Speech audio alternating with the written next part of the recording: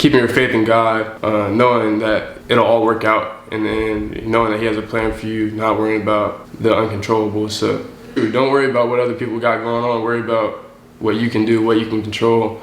Just be in the moment. Don't live in the past. Don't live in the future. Don't think too much about what you got going on. As long as you have faith, as long as you believe, you'll get through whatever you need to get through. Season 7, the DJ Henderson podcast. We back. It's been a while. I know it's been a while. Last episode, Valentino Hart, season 6. Today is the beginning of season 7. If you're watching this right now, just know this episode has been highly anticipated. Damien Henderson, y'all see him to the left of me, my little brother, my dog. Dame, talk to me. What's on your mind? What's been going on? Just talk to me about life recently.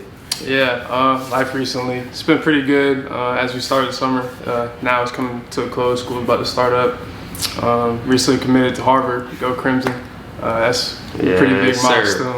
Yes, sir. It's been a crazy journey since kind of the end of my junior year, I'd say. Everything started to pick up and went to a few camps this summer.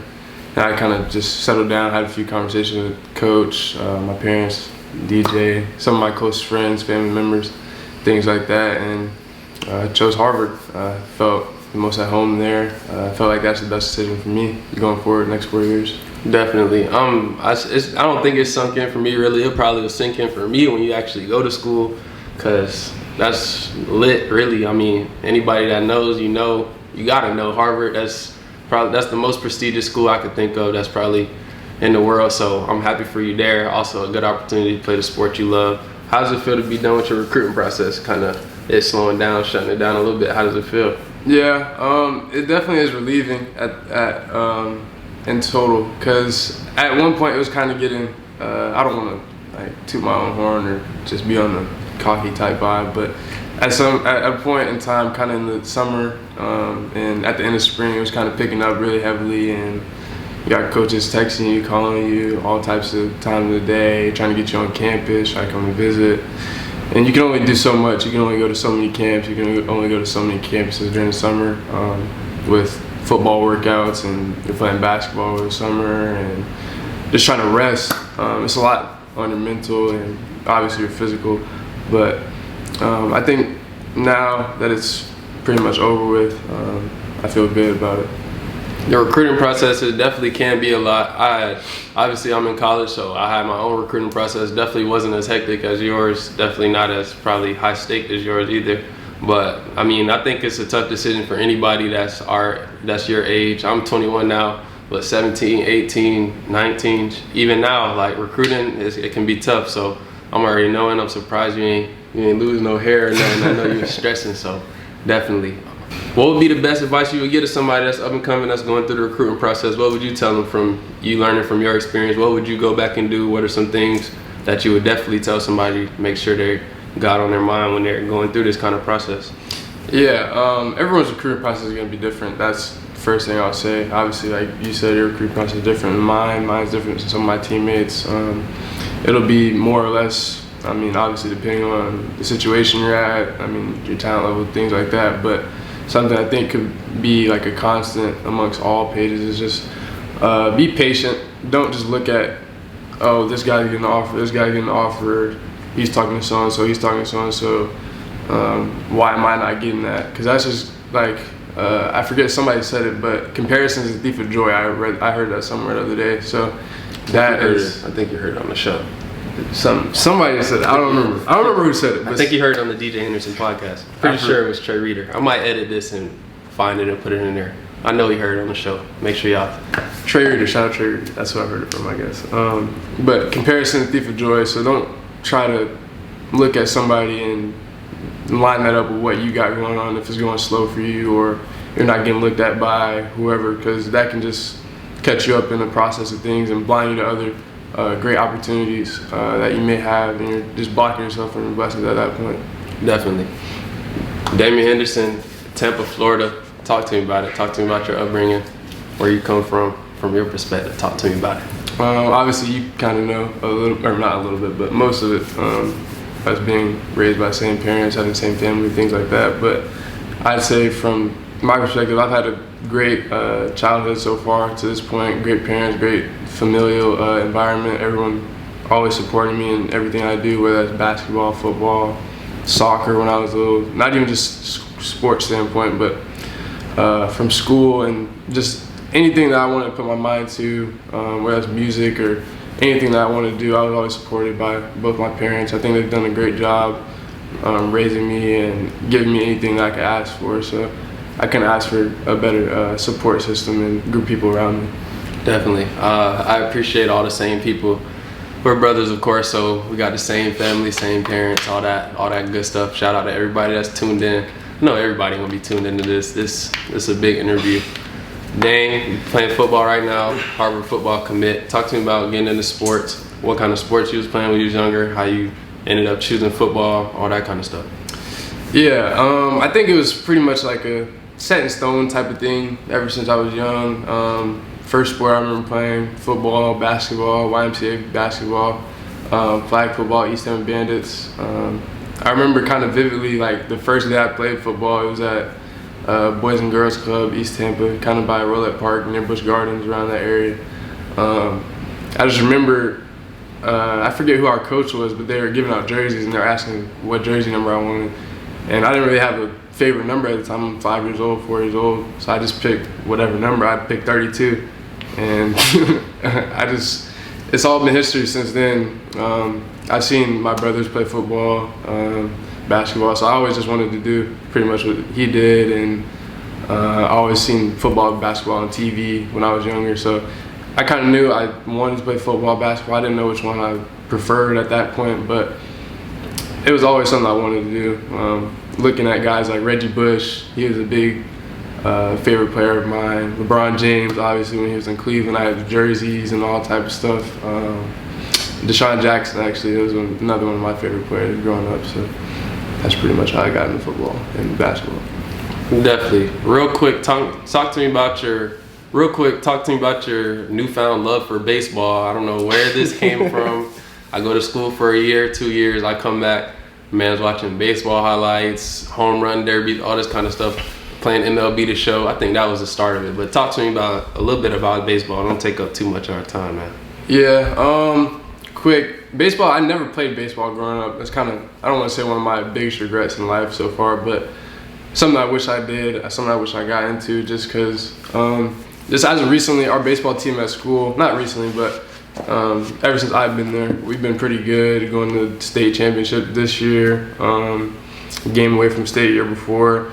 So just going to the games, knowing a few of the guys on the team, loving the atmosphere out there, it just got me kind of excited, kind of into it. So I just kind of, whenever I'm into something a lot, I kind of do a lot of research on it, just dive deeply into it. So like you said, the MLB The Show, I've been playing some of my guys in the game. I'm not going to say no names, scores, of games and things of that nature because I don't want to put no business out there. But definitely gave some boys the work in the MLB The Show. And just then I've just become a pretty big baseball fan in general. Definitely. Enough of the baseball talk. We need you to lock in. You know we got to lock in on. Talk to me about when you mentally decided to lock in on football and when you knew that it was something you wanted to do in the future and something you wanted to take more serious. I think after probably in like middle school, 6th grade, 7th grade, I started playing 7-on-7 unsigned preps. Coach Ty, Coach JJ, Coach Ricky. A lot of those guys just introduced me to a different level of competition than what I used to play. Obviously, tackle football is different than 7-on-7, but in tackle football, you usually just play the same few teams a couple times a year.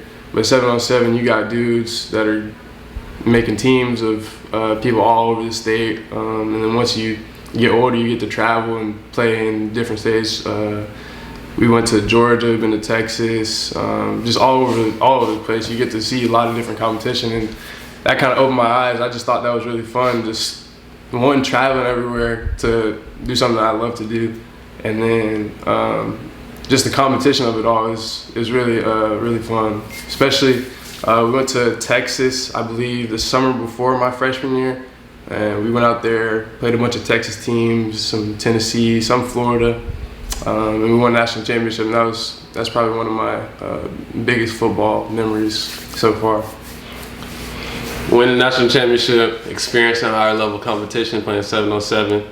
Right now, Berkeley Prep. Talk to me about getting to Berkeley Prep, what it was like when you first got there. I went to TCMS, that's a middle school around here. Damien went there for a couple years, ended up transferring to Berkeley. Talk to me about Berkeley Prep, getting there, and what that was like. Yeah, so I went to TCMS 6th and 7th grade, and then 8th grade, I heard some things about Berkeley Prep. Got some family friends that went there, different coaches that we knew, Coach Garcia. We heard everything about Coach Sile. He's a great coach. He's a legendary coach in Tampa. Two legendary coaches in Tampa. For real, Coach Garcia has been doing it for last 20 years, Sile, and last about 40 at least. But you just hear all the things about those on the sports standpoint, and then knowing Berkeley is a prestigious academic school in the state of Florida, really in the nation, to be honest. So all that paired well together with what I wanted to do, like going forward. I knew it would prepare me to go to college and do well in college, especially on a sports standpoint. Without going to Berkeley, I don't think I'd be in the position I am today, to be honest. And I just think choosing to go to Berkeley was probably one of the best decisions I've made so far. Definitely. I see, from my perspective, I see the parallels between Berkeley and a public school as to Harvard versus a regular school, like a more standard school, a more normal school. You could definitely get the same kind of vibe, the same kind of networking opportunities. You never know who you can run into probably at both of those institutions. A lot of high level people that are going to be at high levels in the future. So I think Berkeley probably gave you a good taste of what it would be like at Harvard. Obviously, it's a university, a larger school, it's college, a different kind of vibe. But from that little perspective, that's something I kind of see Berkeley and Harvard. Season 7, the DJ Henderson podcast, man, it's been a blessing. It's been an incredible journey getting to this point. Coming from season 1, making it to season 7, it's been amazing. I appreciate anybody that's been supporting the show, or if this is your first time tuning into the show, I just appreciate you being here, supporting the show, and being able to see this. The best way to support the show is simply subscribing on YouTube, sharing this with your friends and family, leaving a like, and if you're listening to this on a streaming service, make sure you leave a 5-star rating and a review. Again, I want to say thank you. I appreciate all the support, and now we're going to get back to the show. You just mentioned them. I need a little bit about both of them. What comes to your mind? First off, Coach Garcia. Coach Garcia, it seems like I've known him or had some relation to him, whether that's through you, Dad, playing with RJ and Rico, his sons, our mom and Miss Jody. I feel like we've just known them forever. So I always seen him coach at Sickles in his earlier days against you, and just going to his games when I was a little kid, watching him win districts and win the regionals, and watching him get on the news and the newspaper and all that type of stuff. I always knew he was a great coach, but it's different once you step between those two lines, or those white lines, and you actually play for them. It's one of the greatest coaches I ever had. Him and Coach Sile are pretty similar in the values that they teach you, whether that's teamwork, being unselfish, just things you need to know in life, let alone basketball, things you need to be successful on, just accomplishing a common goal. So I can't say enough great things about both of them. Definitely. What comes to your mind when you think about Coach Sile? 3 years now, going into your senior year. What does he mean to you? What kind of coach is he? So Coach Sile, what comes to mind first is just his hard-nosed style of coaching. He demands a lot of discipline in us, in our play, and just our overall behavior around campus and out in the real world, which I think sets him apart from other coaches that just, they see you as a football player, they're here for one thing only, teach you how to play football, how to get better, and potentially make it to the next level. But he expects greatness in all of us every day, throughout every step of life, whether that's how to treat women, how to treat anybody around campus, speaking up when you see someone on campus, not just putting your head down, having headphones in, not listening to people. So I think the biggest thing I've taken away from him over the last 4 years or so is just how to carry myself, or just have a different vision of how to carry myself in life outside of sports. Definitely. Coach Sile, Coach Garcia, definitely great coaches. It would be an honor to have either one of y'all on the show. That would be pretty lit. definitely would be lit. Coach Garcia, Coach Sayo, a lot of knowledge, a lot of greatness for sure. Right now you're going into your senior year. Obviously before that, you were playing at Berkeley freshman year, sophomore year. Last year was your junior year. Just talk to me, give me the rundown how things went from your perspective starting off your freshman, well, really you started in 8th grade, but from your freshman years up to now. Yeah, I think it did build at the end of 8th grade because at Berkeley, 8th graders can play in spring football, or most of them don't really play in the game, but we practice with the team, just learn how to handle ourselves throughout the day and then make it to practice, which is probably the biggest thing that spring football teaches you, is just how to be hydrated, how to eat right, how to get rest before the day that you have practice, just things like that. So it started then, and then from freshman year on out, it's kind of been moving pretty fast. I didn't play too much early on in my freshman year, but as we got throughout the season, we got to the playoffs, I started playing a lot more, started gaining more confidence. Sophomore year, obviously we went to state semifinals. Obviously the season didn't end up how we wanted it to, but each year I feel like we've obviously improved in a record standpoint and just finishing what we started all the way back in January from lifting weights. And then you get to this past year, we go undefeated throughout the regular season, something I don't think Berkeley's ever done, and maybe, I don't know, history, but it's been a long time since we have done it. And we get to the state championship, something no Berkeley team has ever done, ever in history, which is a huge milestone. All teachers, students, alumni, everybody was happy for us. They showed a lot of support, even going up to us to Tallahassee to watch the game. So these last 3 years have been full of memories, and just I wouldn't have it any other way, to say the least. For sure. Talk to me about what's on your mind. Senior year coming up, just committed. Talk to me about that. What's on your mind for your senior year? What's the goals? What you've been working on? What's on your mind? Yeah, pretty much what's on my mind is just chasing the state championship, obviously. That's the big goal, that's the end goal. Something we haven't done yet, something no Berkeley team's done ever. Trying to be the first ones to make that change in school history. But we got to start little by little, game by game, practice by practice, day by day. So just getting better every day, bringing everybody together, having everybody buy in, focus on being a team first before anything, and then everything else will work out itself. That's pretty much what's on my mind going into the season. Definitely. We talked about everybody's recruiting process as being different. Obviously, you just committed to Harvard. Talk to me about what it means to you to be committed before the season starts and how that's going to help your mental throughout the season, throughout the year. I think I haven't really thought about this much, but now you asking me this question, I think it just gives me another goal to just look at and have over my head to just think about. I have like another reason to be playing. Like obviously, state championship, that's the main goal. Winning as many games as possible, that's the main goal. Being a team is the main goal. But knowing that I'm going to be playing college football next year, or I have hopes to play college football next year at a very prestigious university, just something else to keep me motivated, another thing to keep in the back of my mind, just to go out each day and attack it. We talked about recruiting process a little bit at the beginning of the show, so we're not going to go back over that, but talk to me about the day, the minute, the second you got your first offer. How did it feel? What was on your mind, and how did all that go? Man, I remember this like it was yesterday. Obviously, I don't think any athlete, whether it's football, basketball, baseball, tennis, soccer, they're going to forget that moment they get that first phone call or first conversation. But I remember this was the last week of our season, the last Monday practice of our season.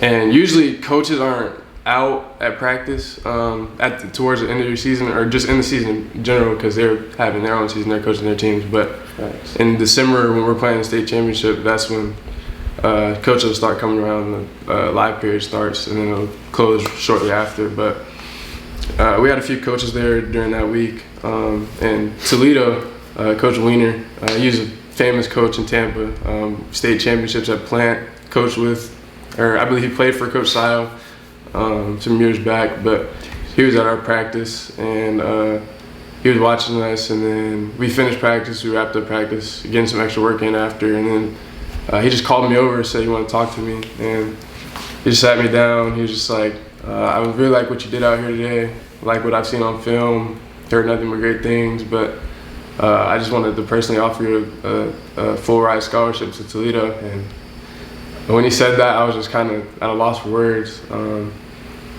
It was just a lot to take in at the moment. Obviously, I was happy. Like, I was really excited. It was my first offer. Did you cry? No, I didn't cry. I almost cried though. To be honest, I almost cried. It was like one of those moments. I couldn't believe it. All the work paid off. All the work had paid off. Yeah, it's a great way to describe it. Definitely. Describe your game to somebody that's never seen you play. How would you describe how you play? Tell them what position you play, all that, for anybody that's not locked in already. Okay.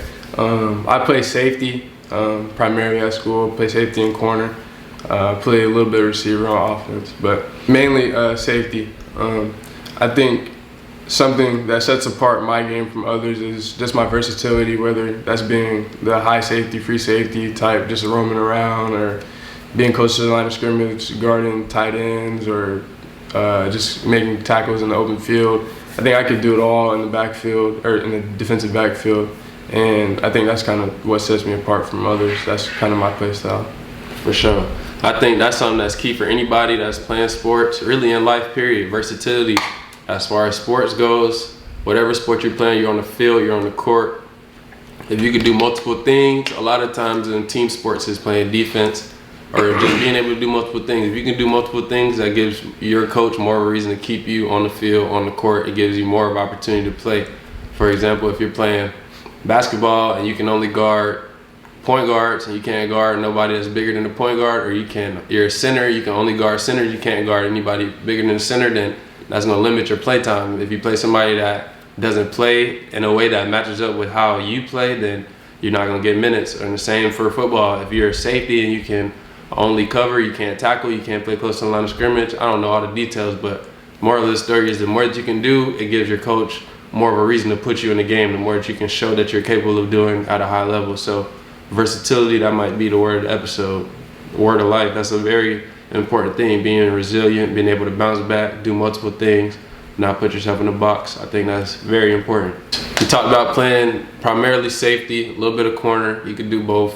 Talk to me about some of your favorite DBs to watch that you watched in the past, in the present right now. Anybody that you got your eyes on, anybody you like to study and pick up things from. Okay, so present. I think my favorite DB, I mean, he's pretty popular DB. Jalen Ramsey. Yeah, Jalen Ramsey. He's Nah, Jalen Ramsey is definitely my favorite DB. Just the way he can play inside and out, especially as of this year with the Rams moving him around, kind of giving him kind of more of a hybrid safety corner type of responsibility. The way he can guard anybody, holds the best receivers in the game to their worst game of the season. So I think that just shows his competitive nature and his true dominance at his position. He's been doing this for the past 4 or 5 years and probably continue to do it for another 4 or 5 or however long he plays. Another one of my favorites, Derwin James. I've been watching him since he came out of Florida State. He's another one of those guys that's just versatile. He plays safety. He can be on the line, come off the edge, make tackles, sack the quarterback, get interceptions. So he's just all-around ball player. Same thing with Minkah Fitzpatrick. They kind of are in the same type of role. Minkah Fitzpatrick plays a little more free safety, like he's more of a track the ball, go get it type of guy. But those are probably my three favorite right there. For sure. I'm not gonna lie, I think I probably could have guessed them 3 people based on, I don't know if it's based on knowing you just being my brother, or just how you play. I think you don't play like those guys, but just the versatility that we talked about. All those guys are just dogs. They could do everything. They got good size. Derwin James is all of them are really elite players, but the versatility that we talked about, all of those guys exhibit that. I don't see Jalen Ramsey up on the line that much, but I'm not into football as much as I was. But Derwin James, Minkah, I definitely see them blitzing, guarding tight ends, all kind of stuff, making big plays, picks, making big hits. So I definitely think the physicality, versatility, and the IQ, all those guys are smart guys. So I think all of those, I could have guessed them 3 guys for you being 3 people you watch, for sure, definitely. Season 7, the DJ Henderson podcast, man, it's been a blessing. It's been an incredible journey getting to this point. Coming from season 1, making it to season 7, it's been amazing. I appreciate anybody that's been supporting the show, or if this is your first time tuning into the show, I just appreciate you being here, supporting the show, and being able to see this. The best way to support the show is simply subscribing on YouTube, sharing this with your friends and family, leaving a like. And if you're listening to this on a streaming service, make sure you leave a 5-star rating and a review. Again, I want to say thank you. I appreciate all the support. And now we're going to get back to the show. Something you guys don't know, maybe some of you do know, close friends, I'm sure some of the close friends know.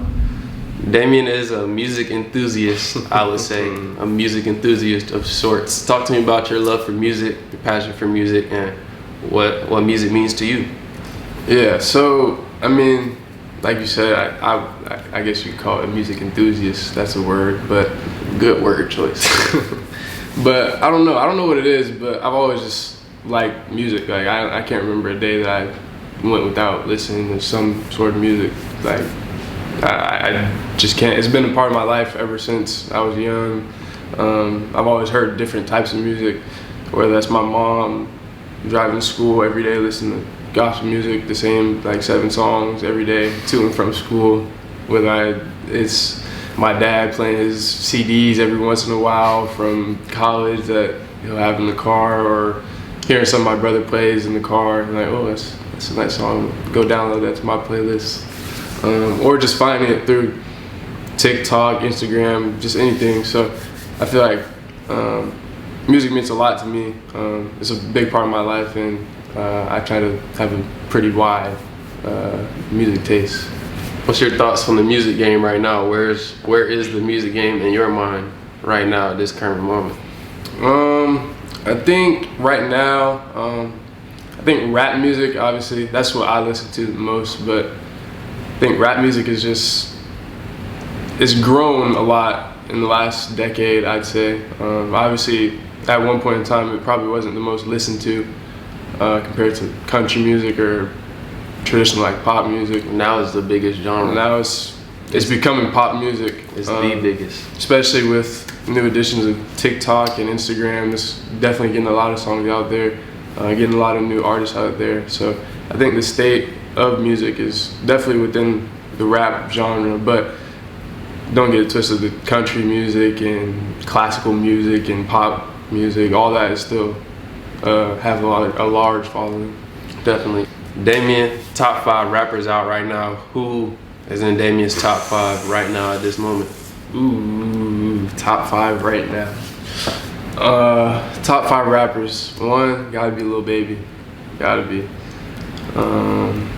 2, I'm gonna throw Youngboy in there. Youngboy is one of the most consistent, probably the most consistent rapper in the game. Some people gonna kill me when they see this because Youngboy not #1. Xavier Townsend, you Dallas Golden, if y'all see this, y'all know what I'm saying. 3, probably Babyface Ray, up and coming from Detroit. I mean, he's been rapping for years, but he's now getting XXL freshman. I think he's now getting some of the respect he deserves. Babyface Ray just put out a classic. All right, I wouldn't go that far, but that's a classic. Stop. It's crazy. It came out in January. Okay, that's but all the songs are gas. Even the deluxe goes dumb. That's crazy. It's a classic. Classic as well. It's a classic. I'm gonna be listening to that bit this time next year. All right, that's okay. That's cool. 4, geez, it's hard. There's so many good rappers out there, but there's somebody you're missing. Has to be in the top 5. You're waiting a pretty long time to say. Lil Durk is definitely. I think I changed him and Babyface Ray. I'll put Lil Durk 3, Babyface Ray 4. Let's act like we have some sense here. Lil Durk. And then 5, even though I haven't dropped any music in kind of a long time, I'll put G Herbo in there. Whoa. He's one of my favorite. He's one of my favorite. You asked my favorite. All right, bro. You asked my favorite. Yeah, I did. That's my favorite. I did ask your favorite. I might have asked the wrong question. But I'm gonna be honest. He's definitely not better than some of the other rappers that are out currently. But that's one of my favorites that I listen to on a consistent basis. My top 5 favorite right now, Lil Baby's definitely #1. I like Lil Durk better right now than YB. I'm not gonna say YB better. That's too tough. I just said YB better. You did just say that. That's crazy. I don't know, but yeah, I'm gonna go Lil Baby, Durk, Young boy. I'm gonna throw Roddy in there just cause he's one of my favorites, and I'm gonna throw Babyface in there. That's my 5 right there, right now. My favorite. I gotta put the respect on Roddy. This is what I'll say about Roddy Ricch. If he didn't drop that album that he dropped in December or January, then he would be in there. But that I couldn't listen to that album. I didn't like it too much. Yeah. You didn't let it grow on you. I ain't listened to it too much, but I ain't gonna sit here and bash it. New Roddy coming out, man. Feed the Streets 3. Feed the Streets 3 coming out. No, that's gonna go dumb. But yeah, Dame, a music enthusiast. Dame got a vinyl player. I came home from school. This man had a vinyl player, vinyls. Playing the Beatles, all kind of music. So me personally, I don't even listen to music that much anymore. I be on the podcast interview wave, trying to work on my craft, learn stuff. I still listen to music, not as much. But Dame is a music enthusiast, like I said, not just rap. He said mostly rap, but I know he listens to different types of music, so definitely wanted to talk about that for sure. We could talk all day about music. Last couple questions, wrap-up questions that we usually go through. The first question, I never asked you this. Am I a good brother? Am I a good big brother? Nah, I'm playing. Let me stop. Nah, he's a good big brother. Obviously, all brothers, they fight and go through whatever, get mad at each other, this, that, and the third. We used to definitely get into it a lot when we were younger, whether it's playing 21 outside. This man's pushing me into the bushes, fouling, all types of hacking. Wasn't gonna let me win nothing. But I think those times are past us. Not the small, simple arguments that you have any day, but just not, just how brothers are at times. Definitely got a lot of love, a lot of respect for DJ. He's definitely taught me a lot of things. Tell him the waterworks. All right, see, can't be serious anymore. But nah, definitely a good brother for sure. Yeah, he just told you about me pushing him to bushes. I know this man pushed me into our basketball pool before, and he didn't want to mention that. This man hit me in the head with a cowbell before. We're not gonna talk about all the things this man did. That's wild. That's facts. That's wild. That's facts. We could bring mom down here to merch it. I don't. You did that at Hillsborough when we playing for the Bandits. You did that. I might actually. Yeah, you did it. That's wild. I'm surprised I have the memory because you whacked me in the head with a cowbell. Season 7, the DJ Henderson podcast, man, it's been a blessing. It's been an incredible journey getting to this point. Coming from season 1, making it to season 7, it's been amazing. I appreciate anybody that's been supporting the show, or if this is your first time tuning into the show, I just appreciate you being here, supporting the show, and being able to see this. The best way to support the show is simply subscribing on YouTube, sharing this with your friends and family, leaving a like. And if you're listening to this on a streaming service, make sure you leave a 5-star rating and a review. Again, I want to say thank you. I appreciate all the support. And now we're going to get back to the show. What's been the biggest obstacle you had to face to get to this point? That's a great question.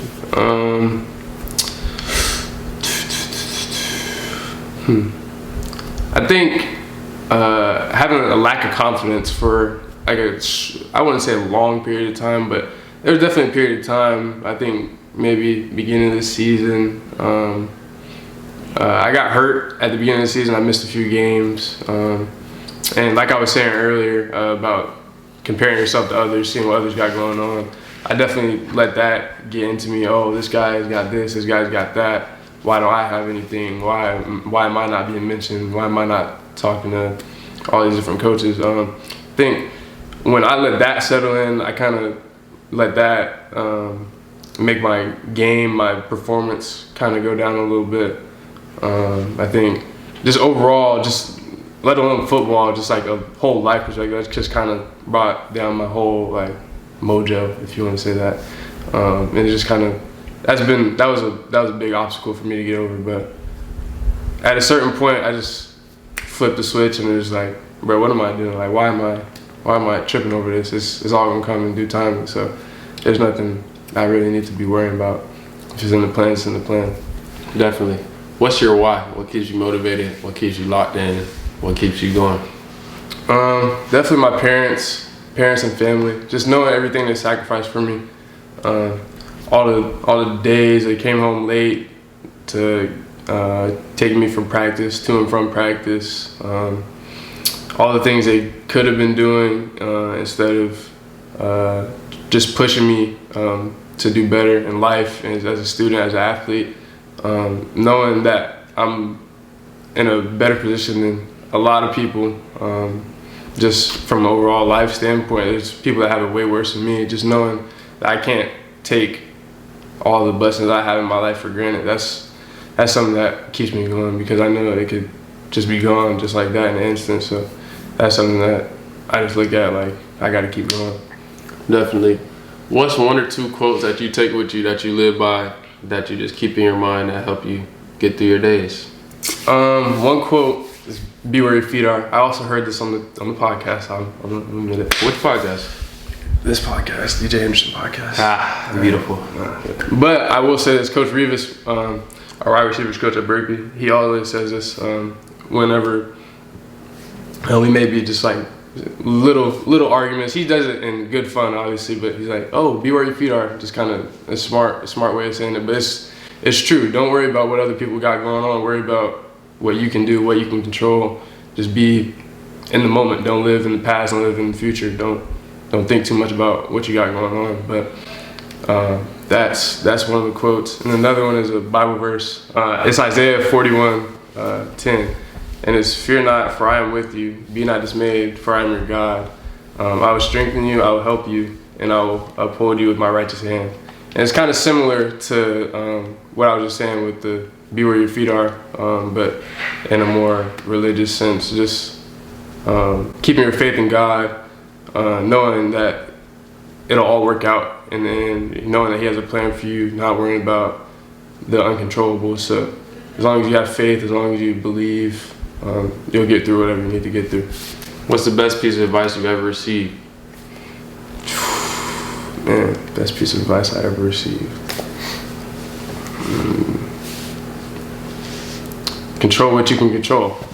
I think that's kind of along the lines of everything I've been saying the last couple questions, but I think that's a big part of my life, a big part of what I try to do on a daily basis. My dad just preached that all the time. Sometimes I just think like, dang, I really cannot do anything about this situation. So I mean, there's nothing to stress about. Obviously, you may want it to end up in a different way, but in the end of the day, it's gonna happen. Like, something's gonna happen how it's always supposed to happen. So there's nothing you can do but control what you can control. If you can do that, then you can just be at peace.